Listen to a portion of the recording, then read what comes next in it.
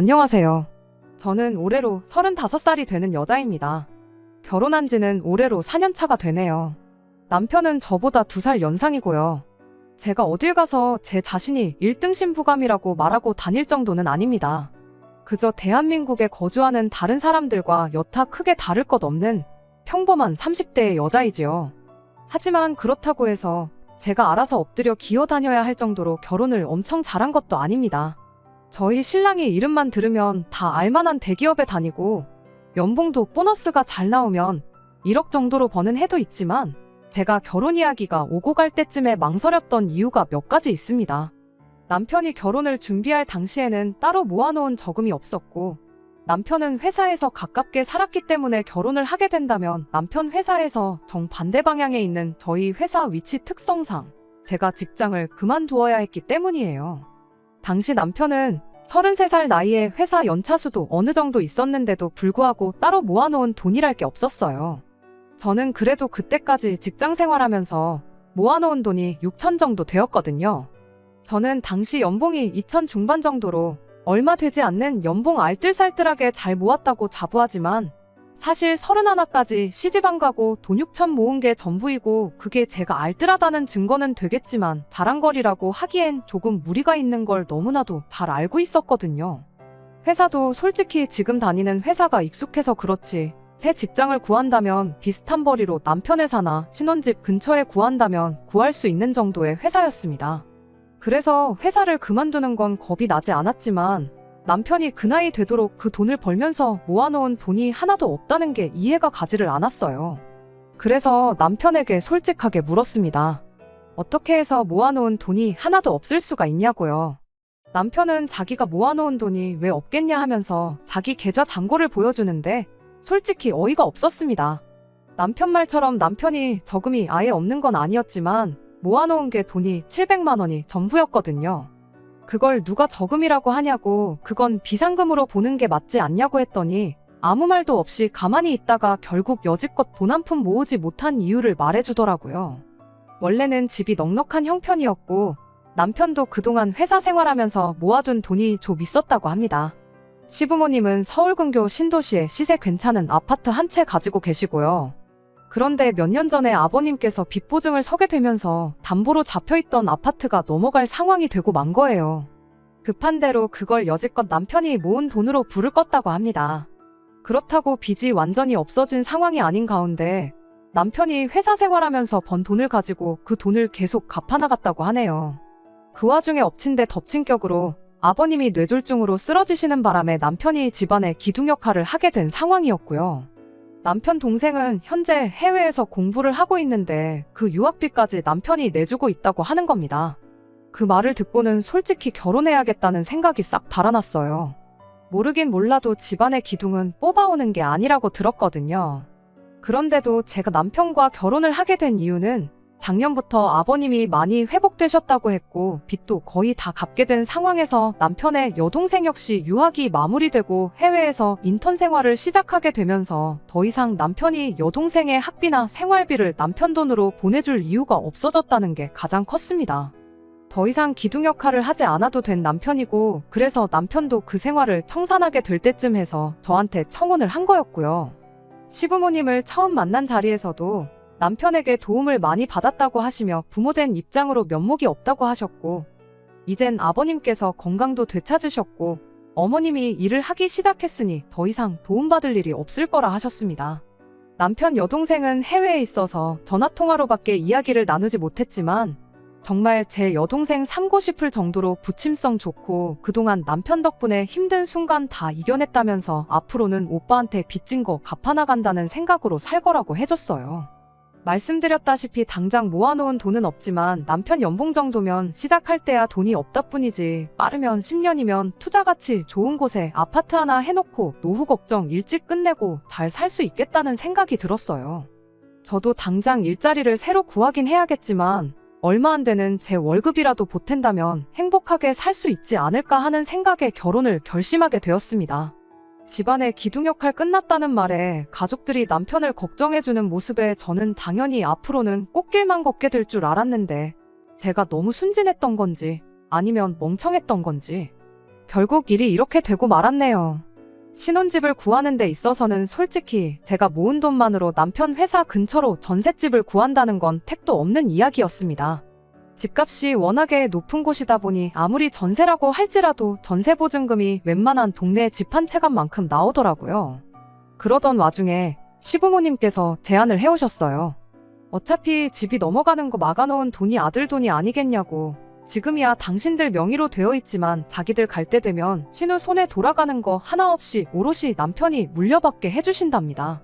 신우도 오빠한테 은혜 갚으며 산다고 했으니 당연히 반대를 하지 않을 거란 확신이 있었고, 시부모님 말 맞다나 은행에 넘어갈 뻔한 거 남편이 모은 돈 다 털어서 막은 건데 전부 상속받는 건 당연하다는 생각이었어요.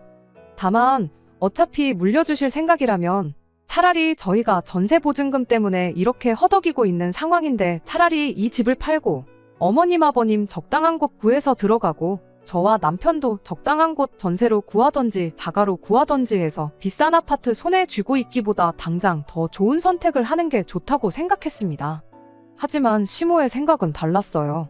집이 30평대 아파트에 남는 방도 있고 화장실도 2개이니 그냥 이 집에서 같이 살면 어떻겠냐 하시는 겁니다. 말이 같이 살자는 거지. 솔직히 저는 제 방법이 옳다고 생각하는데 이건 그냥 시집살이 하라는 거나 마찬가지라 생각해서 거절했어요.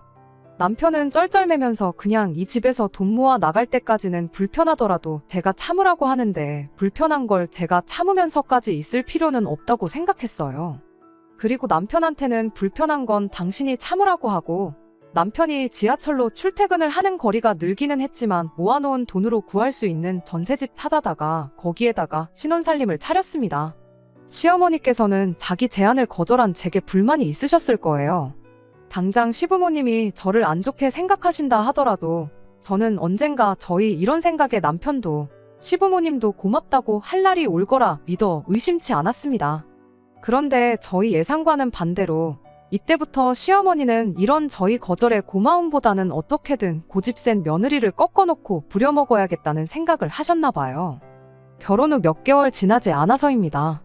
지역을 옮겨가면서 제가 다니던 회사를 그만두게 되더라도 인수인계 등 마무리를 잘 짓고 나오기 위해 왕복으로 3시간이 넘게 걸리는 거리였지만 저는 계속해서 다니던 회사를 나가고 있었어요. 그 와중에도 신혼집 근처에서 새로 일자리를 구하겠다고 백방으로 알아보고 있는 상황이었고요. 지하철을 타고 한참을 퇴근을 하고 있는데 시어머니한테서 전화가 왔습니다. 시댁에 들르라고 하시네요. 무슨 일로 부르시냐 물었는데 오면 안다고 하시면서 대답을 안 해주셨어요. 시댁 가는 게 어려운 건 아니지만 저는 이미 퇴근길이기도 하고 지하철로 이동해야 하기 때문에 안 그래도 2시간 가까이 걸리는 퇴근길에 시댁에 들려야 한다니 썩 달갑지 않았습니다. 지하철 노선이 겹치는 곳이 없어서 한 번 더 빙 돌아가는 구조였기 때문이에요. 시댁까지 들린다면 퇴근길에 지하철을 3번, 4번을 갈아타야 하는 게 번거로운 것도 있지만 다음날 출근하는데도 지장을 주겠다 싶었거든요.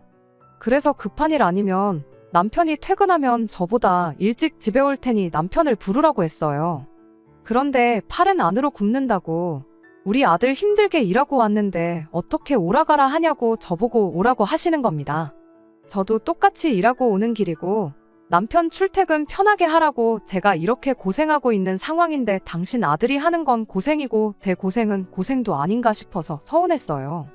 저도 일을 하고 오는 길이라고 저도 엄청 피곤하다고 말씀드렸어요. 결혼 전에는 한 번도 꺼낸 적 없던 말인데 결국 벌이를 가지고 뭐라 하시더군요.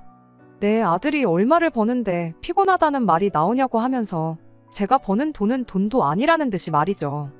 그 말을 들으니 더욱 더 퇴근길에 돌아가면서까지 시댁에 들러야 할 이유를 못 느꼈어요. 그래서 퇴근하고 나서 들르겠다고 대답만 하고 전화를 그냥 끊어버렸습니다. 그리고 그냥 집으로 돌아갔어요. 퇴근은 저보다 늦을 때가 많지만 오며 가며 거리가 저보다 짧아서 그런지 남편은 벌써 집에 와서 집안일을 하고 있더라고요.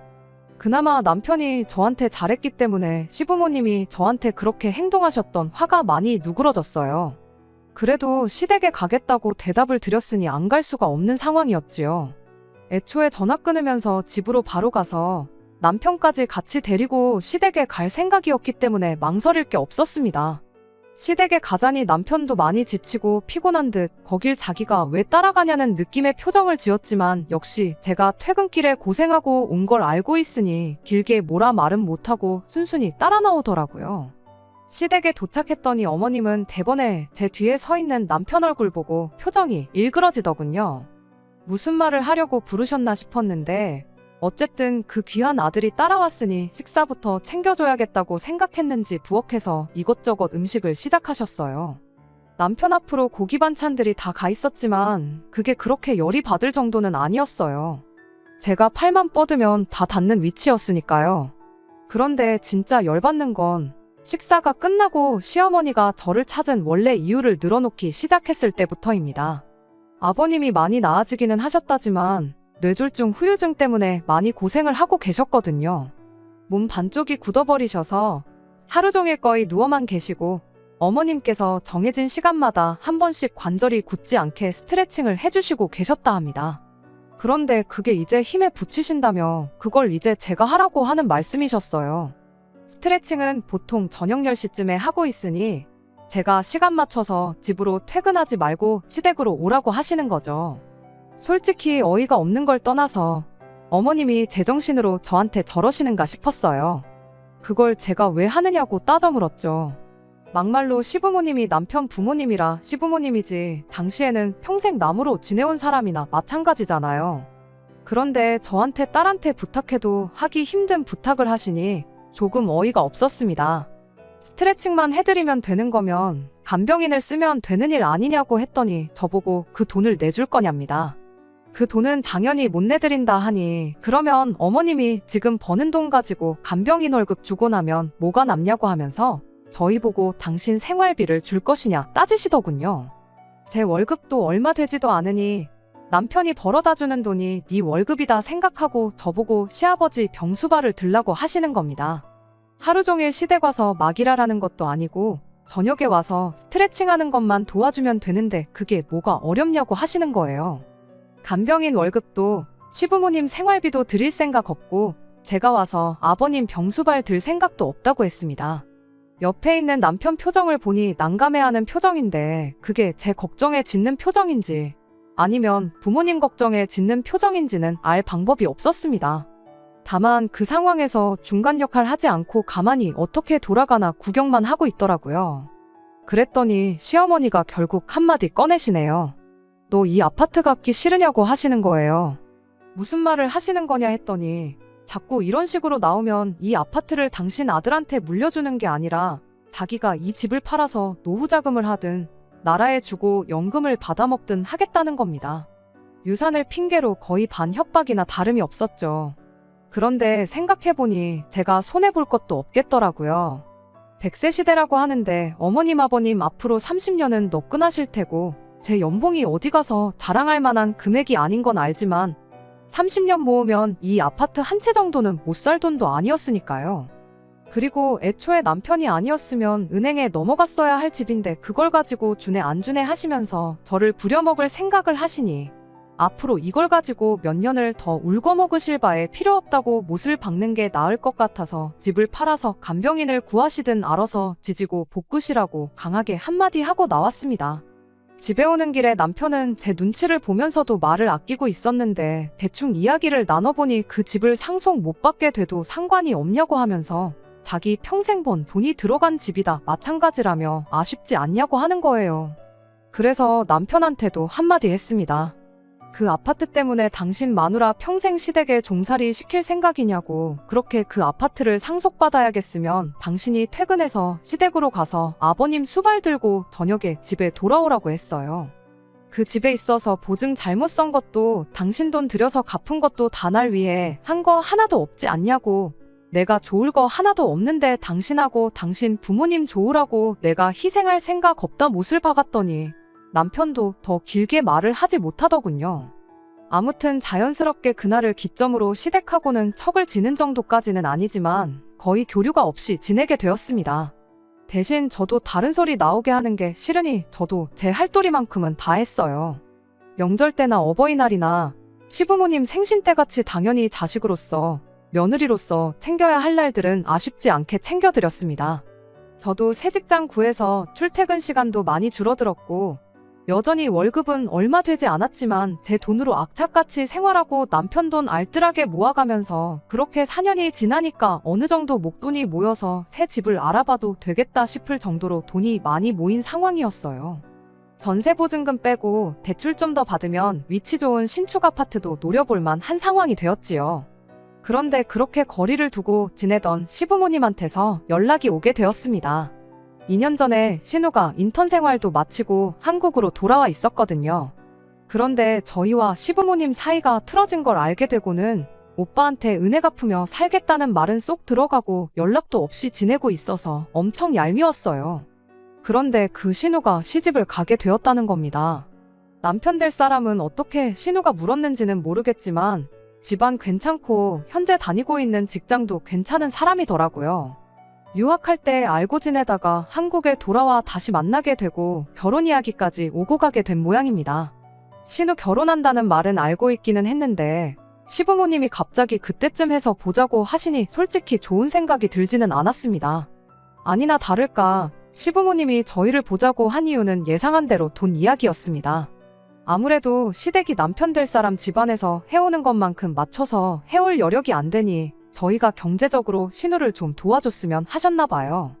신우가 결혼할 때 그냥 넘어가려던 생각도 아니었고 남편이 자기 여동생에 대해서 각별히 생각하기도 하니 저희도 누가 시키지 않아도 돈 500 정도는 해주자고 이미 이야기가 되어 있었는데 시어머니가 요구하시는 건 돈 500으로는 택도 없는 걸 말씀하셨어요. 아예 집을 한 채 해주자고 하시네요. 신우 남편 될 사람 집안이 워낙에 돈이 있다 보니 결혼할 때 시부모님이 집 정도는 해줘야지 자기들 노후를 보장받을 수 있지 않겠냐고요. 보아하니 저희가 시부모님 노후를 가지고 뭘 해줄 거라 생각되지는 않으셨는지 저희 보고 신우가 결혼하고 살 집을 해주라는 겁니다. 저희한테 그게 무슨 이득이 있냐고 하니 당신들 노후는 신우네가 해줄 것이니 저희 보고도 남는 장사라고 하시는 거예요.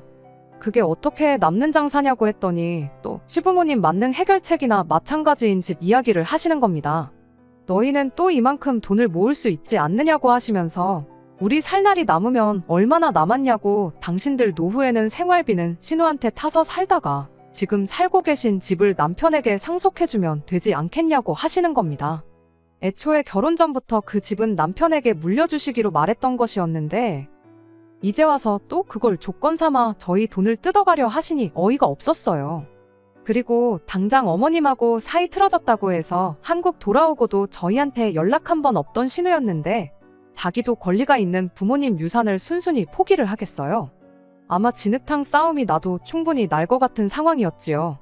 그래서 저는 아무리 생각해도 저희한테 좋은 게 하나도 없지 않느냐고 거절을 했어요. 평소 때는 이런 상황에서 말 한마디 안 하는 남편인데 남편이 한마디를 거들더라고요. 거기서 남편이 제 편을 들어주며 같이 싸웠다면 이혼까지는 생각 안 했을 겁니다. 그런데 남편은 시어머니 말이 틀린 게 없다면서 저보고 다시 생각해보면 안 되겠냐는 거예요. 당장만 봤을 때도 엄청 손해보는 장사이지만 저희가 시부모님 집을 상속받았을 때 신우가 가만히 있을 거라는 보장이 있냐고 따지니 남편이 그러면 지금부터라도 우리가 시부모님을 모시고 살면 되는 일 아니겠냐고 하는 겁니다. 생활비는 신우가 주고 시부모님 모시고 사는 걸 우리가 하고 있으면 되는 거라고 그렇게 되면 신우가 살 집을 우리가 해주는 거나 마찬가지고 신우도 생각이 있으면 그 돈을 탐내지 않을 거라고 하는 거예요.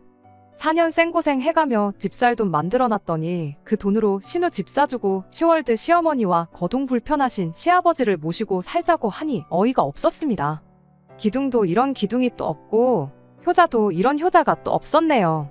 집안의 기둥 노릇 다 끝났다는 말 믿고 결혼했더니 알고 보니 당장 본인이 기둥 노릇을 그만둘 생각이 없는데 그럴싸한 상황만 만들어 놓고 나를 속였다는 생각이 들었어요. 그래서 이혼했습니다. 이 경우 조금만 더 고생하고 아이를 갖자고 계획하고 죽자고 열심히 일하며 돈을 모았던 게 오히려 저한테는 전화위복이 되었네요. 그나마 다행인 건 제 월급이 남편에 비해 많이 적은 편이기는 했지만 전세보증금이 전부 다 제 명의로 되어 있었다는 점과 공동의 재산 증식에 제가 기여한 바를 인정받아 여태껏 모은 돈의 절반은 아니지만 꽤 많은 부분을 분할받을 수 있었어요. 거기에 부모 봉양을 강요했던 게 귀책 사유로 인정받을 수 있어서 모자란 부분은 위자료 청구를 해서 뜯어올 수 있었네요. 모아놓은 돈 빼앗기고 당장 신우 시집 보내주려던 돈도 못 해주게 되니 아쉬웠는지 그제 와서 이혼은 없던 일로 하면 안 되겠냐고 하고, 시부모님도 그냥 이제 당신들 집 팔아서 작은 집 구해 살 테니까 용서해달라 제 다리를 붙잡았지만 이미 찍어 먹어봐서 똥인 걸 아는데 그걸 구태여 한 번 더 먹어보는 사람이 어디 있겠어요. 미안하지만 일 없다고 말하고 4년 결혼 생활에 종지부를 찍어줬습니다. 다른 건 몰라도 이제 그 집구석과 얽힐 일이 없으니 속 하나만큼은 후련하네요. 요즘 이혼한 거 흠으로 치는 사람이 어디 있냐고 하는데 그거야 남의 일이지 이혼한 제 입장에서는 사실 무거운 꼬리표이기는 합니다. 어디 가서 자랑할 만큼 떳떳한 일도 아니고요. 하지만 이제 와서 제가 어떻게 할 수 없는 일이기도 하니 지나간 일을 후회할 바에야 앞으로 제가 더 잘 되기 위한 방법을 찾는 게 저에게도 더 좋은 일이고, 욕심부리다가 저 같은 좋은 아내, 좋은 며느리 놓치게 된 그 집구석에 해줄 수 있는 최고의 복수가 아닐까 싶습니다. 두 번째 사연입니다. 신우가 사고를 쳐서 시집을 가게 생겼습니다. 웬일인지 시부모님이 부르셔서 남편하고 같이 시댁에 다녀왔는데 시부모 앞에 웬 젊은 총각이 무릎을 꿇고 빌고 있더라고요. 둘 다 머리에 피도 안 마른 25살이고 그나마 다행인 건 남자가 군대를 다녀왔다는 사실이고 다행이지 않은 사실은 아직 졸업도 안 한 대학생이라는 거죠. 언제까지 비밀로 할 수도 없고 신우도 배가 불러오니 더 이상 숨길 수 없다는 생각에 4개월 차에 시부모님께 이실직고 하고 만 것이죠. 솔직히 저희는 왜 불렀나 싶었어요. 발언권이 있는 것도 아니고 그냥 그 남자 겁주려고 병풍처럼 쓰려고 부르신 건지 모르겠지만 아무튼 시부모님은 아주 길길이 날뛰기 시작했어요. 남자한테 정말 입에 담기도 힘든 욕을 사정없이 해대셨고 당연히 결혼시킬 생각이 없다고 눈앞에서 사라지라고 말씀도 조금 심하게 했어요. 그렇게 그 남자를 돌려보내고 신우를 앞에 앉혀다가 너는 머리에 피도 안 마른 게 밖에서 대체 뭔 짓을 하고 다니는 거냐고 잔소리를 하기 시작했죠. 그런데 그 남자가 나간 지 30분도 안 돼서 초인종을 다시 누르더라고요. 이번엔 부모님까지 대동해서 들어오네요. 남자 쪽 부모님은 꽤나 점잖아 보였습니다. 신우가 임신 4개월이나 되었고 지금 당장 화가 나시는 건 알겠지만 따님을 위해서라도 둘이 결혼을 시키는 게 어떠냐며 중재를 하러 오셨지요. 생각해보면 그 집 사람들 말이 틀린 말이 아니지요. 시부모님 당장에 성질난다고 그렇게 화를 내고 계시지만 따지고 보면 신우이 인생이 걸린 일인데 무작정 화만 낸다고 될 게 아니잖아요. 거기에 보통 이런 상황이면 여자가 불리하지 남자 쪽에서는 크게 불리할 것도 없다고 생각하거든요. 그리고 사고는 뭐 남자 혼자 친 건가요? 무조건 남자 잘못이라고 몰아가기엔 신우가 기여한 바도 크다고 생각합니다. 아무튼 시부모님도 남자 쪽 집안에서 저자세로 나오며 결혼을 시키자는 이야기를 시작하니 태도가 살짝 바뀌더라고요. 아무리 그래도 그렇지 지금은 신우 뱃속의 아이부터 챙기며 병원 가서 검사도 받아보고 해야 하는 것 아닌가 싶은데 무슨 생각인지 남자 쪽에다가 니네 아들이 우리 딸 인생 망쳐놓았다는 식으로 우기며 일단 집부터 해와라, 자동차를 해와라, 뭘 가져와라, 뭘 해달라 이런 식으로 우기기 시작했어요. 남자 쪽에서는 당연히 그 집 아들이 사고를 친 거나 마찬가지니 도의적인 차원에서 저자세를 취하셨지만 날이 갈수록 요구하는 게 말도 안 되는 데다가 하나를 해주겠다 하니 이것도 해달라, 저것도 해달라 무슨 눈덩이 불어나듯 늘어나는 요구에 열이 받았는지 그냥 결혼은 없던 걸로 하자고 딱 잘라 말하더라고요. 그때부터 시부모님이 똥줄이 조금 타기 시작했나 봐요. 신우 시켜서 남자친구한테 연락을 해보라고 하는 둥 어떻게든 마음 뚫릴 생각을 찾더군요.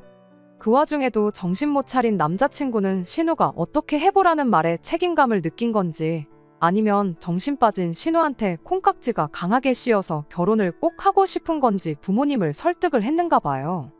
남자 쪽 식구들이 다시 한번 저희 시댁에 찾아왔거든요. 그런데 처음 만났을 때는 아들만 혼자 들여보냈다가 쫓겨나니 이번엔 멀끔하게 차려입고 오셨어요. 옷이 날개라더니 한껏 차려입은 모습을 보니 부티도 잘잘 흐르고 전에 봤던 동네 아줌마 아저씨 같던 분들이 맞나 싶더라고요. 차려입은 옷 때문에 그런가 말투도 행동도 처음 봤을 때보다 더 품이 있어 보이고 시어머니가 말도 안 되는 요구를 하며 논리라고는 하나도 없는 궤변을 뱉을 때마다도 평정심을 잃지 않고 잘 대처를 하더라고요. 알고 봤더니 그 집 아버지는 지역에서 독점으로 하고 있는 사업을 하고 있었고 어머니는 공무원 출신으로 집안이 아주 좋다고 하더군요. 아무튼 두 사람은 이건 우리 아들 잘못도 있지만 양쪽에서 잘못한 일이고 이미 아이도 생긴 상황이니 좋던 싫던 간에 두 사람이 혼인을 하는 게 맞다고 생각한다고 하시며 집은 원하는 곳에 원하는 대로 마련해 줄 터이니 아이 출산 후 정식으로 식을 올리던지 아니면 지금 당장 식을 올리던지 그것마저도 여의치 않으면 그냥 지금부터 같이 살던지 정하라고 하셨어요.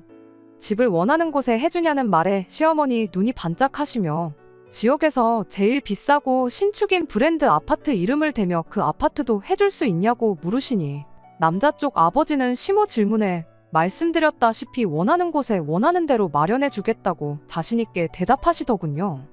시부모님 봉잡았다는 표정으로 싱글벙글해 계시며 당장이라도 결혼식을 올리자고 하실 것 같은 분위기로 말을 꺼내는데 그 집 아버지가 말을 딱 자르면서 한 가지 조건을 걸더라고요. 관습적인 건 부족함 없이 다 지원을 해주겠으니 당신들은 뭘 가져올 수 있느냐고 물으시며 우리 시댁에선 당장 뚝딱하고 나올 규모가 아닌 정도의 혼수와 예단 목록을 내밀더군요. 끝까지 예의를 갖춰며 저자세로 나오는 그분들을 우습게 보며 갑질 아닌 갑질을 하면서 한몫 뜯어낼 것처럼 행동을 하시니 아예 그분들께서 이참에 작정을 하고 제안을 들고 오신 거지요. 그분들이야 지역 유지에 노후 준비까지 다 되어 있는 빵빵한 집안이지만 저희 시댁은 사실 땡전 한 푼 없습니다. 가진 거라고는 더러운 성질 말고는 내세울 게 아무것도 없는 사람들이거든요. 그나마 신우가 얼굴이라도 예뻐서 어떻게 돈 많은 남자를 물었나 본데 그쪽에서 결혼을 위한 확실한 조건을 들고 나오니 시모도 엄두가 나질 않는지 주춤하시더라고요. 현실을 직시하니 정작 자기들은 몸뚱이 말고는 가진 게 하나도 없다는 걸 깨달으신 거죠. 시부모님이 그분들 제안에 어떻게 할 수 있다, 없다 가타부타 대답을 하지 못하고 있으니 상황이 역전이 되어버린 거죠.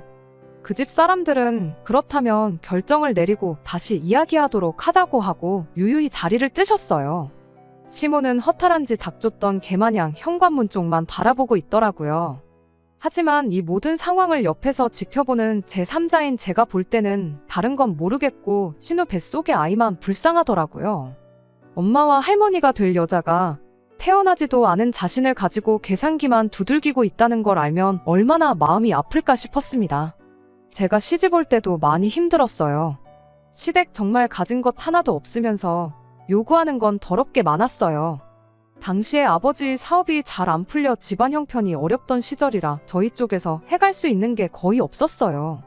하지만 시댁도 요구하는 거에 비해 뭐 하나 해줄 형편이 안 되었기 때문에 그냥 양쪽 다 집안에서 지원받는 건 없는 걸로 하고 남편과는 단칸방부터 시작하기로 했었어요. 피차 저도 남편도 서로 해온 건 없는데 저는 결혼 생활하면서 시댁 간섭도 많이 받아야 했고 별 쓸데없는 일로 종노릇, 식모 노릇도 해야만 했어요. 그래도 묵묵히 살았지요. 남편 하나만 바라보고요. 단칸방 생활 시작했지만 둘이서 힘을 합쳐가며 용케도 돈을 모아 단칸방에서 결혼 생활 2년 반 만에 8천짜리 전셋집을 구해 들어가게 되었습니다. 그만큼 남편은 제 든든한 배우자이자 동반자가 되어주었어요. 저희가 전셋집을 구한 시점쯤부터 해서 친정아버지 사업이 잘 풀리기 시작했어요. 아버지께서 제가 시집갈 때 해준 게 없던 것이 늘 마음에 걸렸다며 저만 보면 뭘 자꾸 해주시려고 안달이셨어요. 제가 받지 않겠다고 한사코 거절하니 그렇다면 돈을 모아 새 집을 구해주겠다고 하시더라고요. 그런데 그 약속을 하시면서 저에게 남편이나 시댁 식구들한테는 집을 구해줄 때까지는 비밀로 해달라는 당부를 하시더군요. 이유를 물었더니 저보고 알지 않느냐고 결혼하기 전에도 얼마나 돈을 가지고 그러셨는데 집 해준다는 사실을 알면 저한테 남는 게 아무것도 없을 거라며 제가 남편을 얼마나 신뢰하고 사랑하는지는 알고 있지만 비밀로 하라고 계속 저를 닥달하셨어요. 저도 시모에게 당했던 게 있으니 조심해서 나쁠 건 없겠다는 생각에 그렇게 하기로 했고요. 이번 신우의 일도 사실 제가 친정아버지께 부탁하면 어느 정도 도와줄 수 있었지만 일부러 관여를 하지 않았어요. 하다 정 안 된다면 그때 가서 제가 조금이나마 보태줄 의향은 있었지만요. 그런데 시어머니는 당장 남자 쪽 집안에서 요구하는 걸 맞출 수 없다는 생각에 많이 화가 나셨나 봐요. 그 상황에서 남 탓을 하기 시작하더라고요. 남 탓이라기보단 제 탓을 하셨죠. 며느리라고 하나 있는 거 이럴 때 도움도 안 되고 쓸모가 없다고요. 그러면서 제가 아이가 없는 걸 가지고도 뭐라고 하시더라고요. 아직 때가 되지도 않은 신우는 벌써부터 아이를 가졌는데 대를 이어야 할 며느리는 임신도 못하고 저러고 있다고요. 제가 몸이 안 좋아서 아이를 가질 수 없는 몸이기는 한데 그걸 가지고 또 제 속을 후벼 파시니 마음이 안 좋았어요. 왜 시부모님이 돈 마련할 방법이 없어 생긴 스트레스를 저한테 푸는 건지 이해가 가지 않더라고요. 결혼 생활 8년을 넘게 참아왔는데 더 못 참을 게 있나 싶어서 참았어요. 그런데 참고 있으니 더 심한 말을 합니다. 저희 아버지 사업 잘 풀리신 건 모르고 있으니 거지 같은 집안에서 며느리를 데려와 우리 아들 고생만 시키고 대까지 끊어놓게 생겼다며 아주 속에서 천불이 난다고 하시더군요. 시어머니가 대놓고 저와 제 아버지를 욕보이고 있는데도 남편은 거기다 대고 저랑은 상의도 하지 않고 시어머니에게 우리 전세금 빼서 돈을 마련해 줄 테니 일단 신우부터 시집을 보내자고 하더군요. 전세금 빼고 나면 시부모님 집에 들어와서 살면 되니 일단 급한 불은 끌 수 있지 않겠냐고 하네요. 결혼 생활 8년 동안 어떻게 마련한 전셋집인데 남편은 우리가 함께한 고생은 생각하지도 않고 신우 시집 보내는 걸 위해 그 돈을 헌납하겠다 잘도 말을 하더라고요. 시어머니는 대번에 신우 시집 보낼 돈도 생기고 집안일 대신할 식모까지 꽁으로 생기니 대번에 무릎을 탁 치며 좋다구나 타령을 하시더군요. 여태까지 저를 위해준다고 생각했던 남편의 모습은 제가 만들어낸 허상이었나 봅니다. 제가 아주 콩깍지가 단단히 씌었었나 봐요. 후회가 한가득 몰려오면서 이제 더 이상 참아야 할 이유가 있는가 싶더라고요. 그래서 처음으로 시어머니한테 대들었어요. 그 집에서는 5억짜리 집을 해준다는데 어떻게 딸내미 시집 보낼 돈 5천을 만들지 못해서 이 사단을 만드냐고, 그리고 왜 그 돈을 내 집 전세금 뺀 돈으로 내려고 하냐고 소리를 질렀죠. 남편이 소리 지르고 있는 저를 말리면서도 저보고 멍청하다고, 우리가 5천만 투자하면 5억짜리 집이 공짜로 생기는 거라고 생각을 좀 하라고 하더군요. 일단 신우가 시집을 가고 이혼을 해서 재산 분할을 하게 되면 2년 만에 5천만 원이 2억 5천이 되는 거라고 꼭 이렇게 숫자로 말해줘야 이해가 되냐고 혀를 차더라고요. 요즘 집값도 빠르게 오르고 있으니 운때만 맞으면 온 가족이 1억씩 나눠 가질 수 있다고, 세상에 우리가 언제 2년 만에 현금 2, 3억을 만들겠냐고 투자하는 셈 치고 협조를 하라고 하더라고요. 그나마 이 집안에서 유별나게 정상이라고 생각했던 남편도 사실 그 집 구석 사람들하고 똑같이 돈에 미친 사람이었던 거죠. 지금 신우 뱃속에 아이가 태어나느냐 마느냐 하고 있는데 신우까지 포함해서 온 가족들이 그 집안하고 결혼해서 벌게 될 돈을 계산하고 앉아있으니 그 자리에 있는 사람들이 돼지처럼 보이기 시작했습니다. 온 가족이 보는 앞에서 선언을 했습니다. 그렇게 그 돈으로 신우 시집을 보내야겠으면 빼라고, 전세금은 8천이고 둘이 맞벌이 하면서 모은 거니 반은 제가 가져가겠다고요. 그리고 그 돈을 나누는 순간 저는 이 결혼 생활 그날까지만 하고 끝내겠다고 선언했습니다.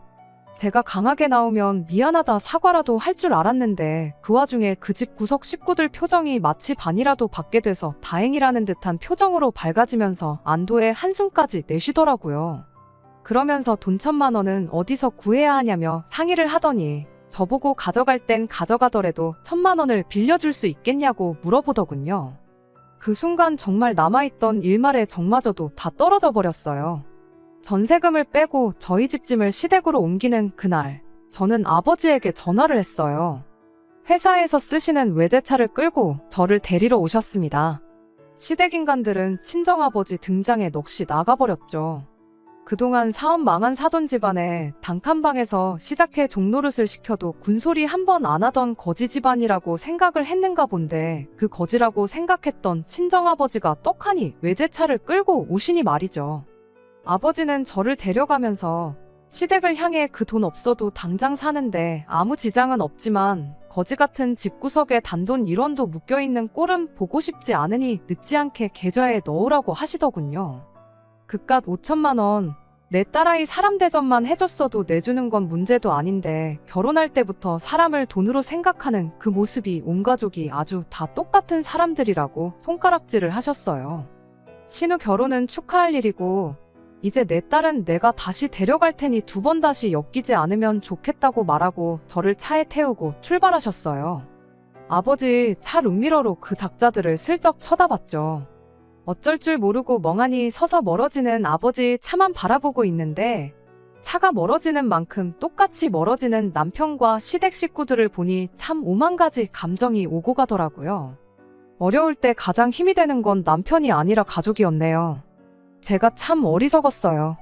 언젠가 벼뜰 날이 오겠지 싶어 참아온 허송세월이 안타깝기만 하더라고요.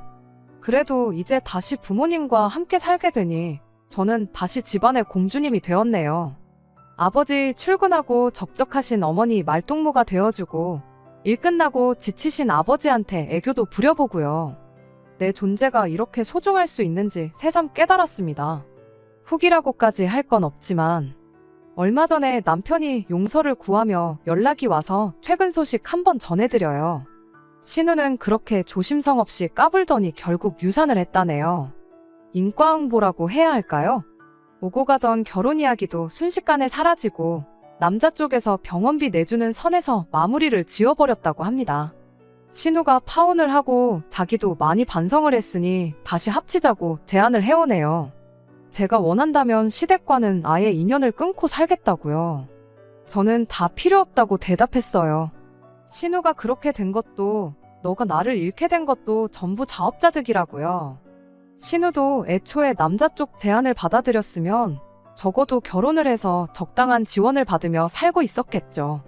남 탓만 하는 사람들이 애초에 자신들이 일을 해결할 생각은 하지 않고 남의 덕만 보려고 하는 건 양심이 없는 거라고. 이제 2번 다시 저한테 연락할 생각하지 말고 그렇게 자식 장사해서 어디서 호구라도 물어서 인생 역전 제대로 한번 해보라고 하고 전화를 끊어버렸어요. 바닥부터 시작해 8년 동안 함께 고생해가며 많은 정이 들었던 남편이지만 저한테는 이제 그 어떤 후회도 남지 않네요. 이대로 제가 다시 다른 사람을 만나지 못한다고 할지라도 저는 저에게 새롭게 주어진 인생의 막을 살아야겠어요. 끝까지 들어주셔서 감사합니다. 오늘의 사연은 여기까지입니다. 구독과 좋아요, 알람 설정 부탁드리고 더 좋은 사연으로 다시 찾아뵙겠습니다. 감사합니다.